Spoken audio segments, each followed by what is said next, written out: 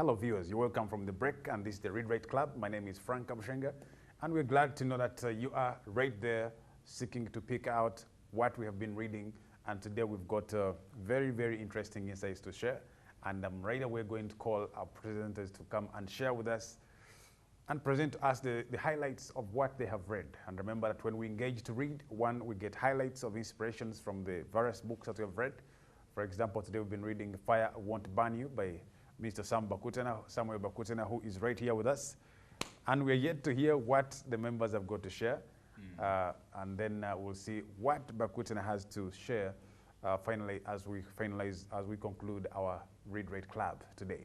Oh, thank you, Frank. A very good evening to you all once again. My name's Kenneth Wabter, a member of Read-Write and a marketer by profession, a proud, zealous marketer by profession. Well, we've just been sharing on our very own Sam Bakutena's book, Fire Won't Burn You.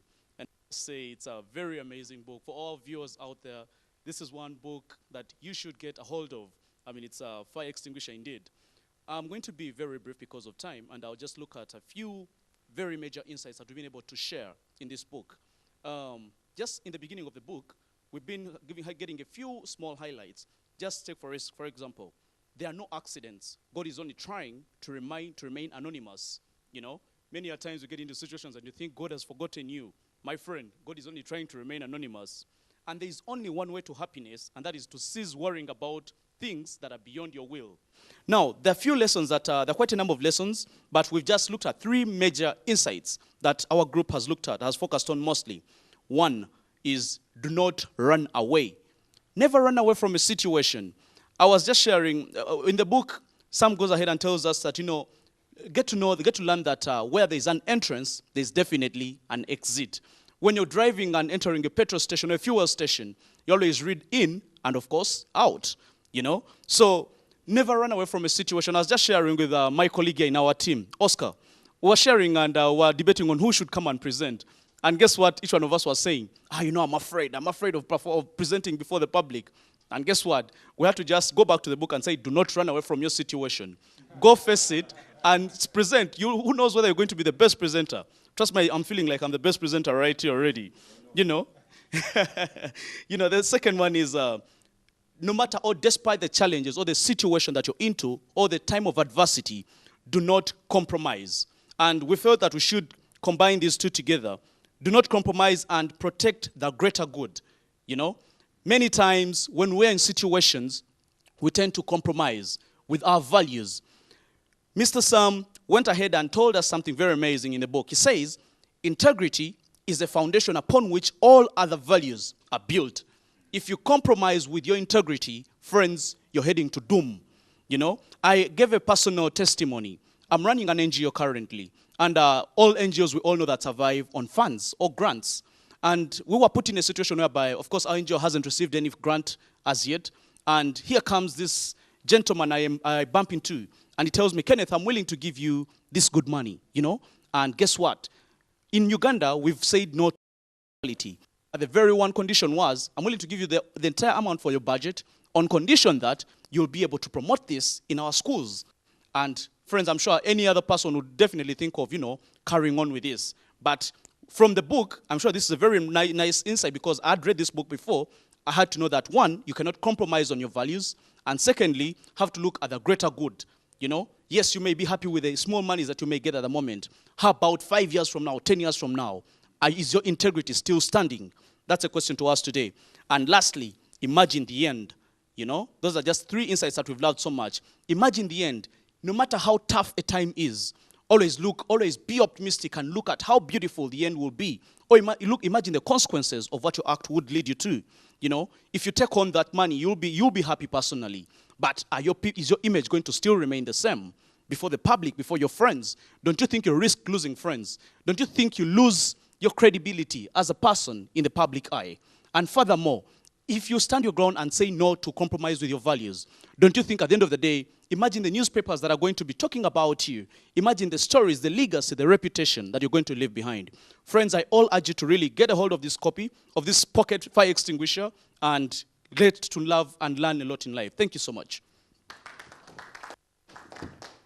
Now, dear viewer and the members in the club, now we need to focus on Fire Won't Burn You. And I'd like to just pick a copy here.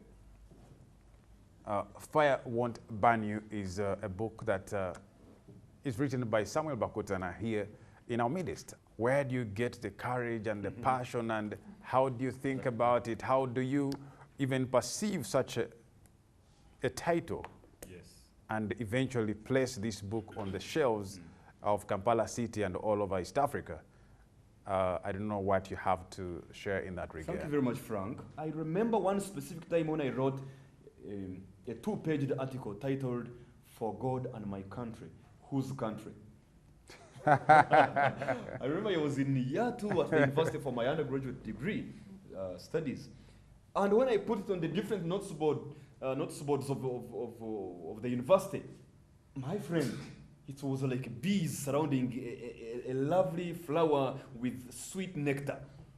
The notes boards were filled with people just reading that article.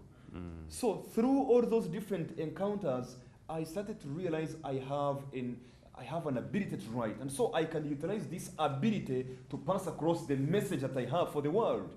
Not only this, but I was also inspired by, above all, the fact that I love the books. And I've been reading. I am a rapacious, whale-like reader. I read and read and read because I have come to understand that every reader must read. And every reader has no option of escaping reading. The moment you read, you will read. You read. If you are a leader, you must read. If you are a leader who is not reading, soon you will lose your cutting edge. That's true. As simple as that. So because I loved books, I somehow felt like, what if other people were also reading my books? So I started writing. Wow. All right. Now, we need to get to the very, very, very last of it. And dear viewers, that's been Samuel Bakutana. And I hope that you've been so inspired to get yourself off that seat and get to think and really think and not think, and get to write something, get to read something that will make you better and also get to transform the society around you. And we realize that alongside that way, you'll be able to realize so many resources. Yes. Then we'll give a round of applause to our author in focus. Thank you, Samuel. Welcome. It's a pleasure to come and be with us, and especially where we are talking about the issues of empowering ourselves, because I often say, if you put in nothing, you will get it out. What will you get out? Nothing. So whatever you invest into yourself is what you will get out. Somebody told us about the boomerang effect last Saturday in the Inspired Leaders Forum meeting. That whatever you do, you can be sure it will come back. It will come back. So same thing, principle of sowing and reaping. Yep. What you put in is what you get out. So it's my joy to come here where people are focusing on putting something into their mind and putting there something quality, you know. So thank you very much, and for this opportunity to come and add value to this important Read-Write Club that I strongly believe in. Great.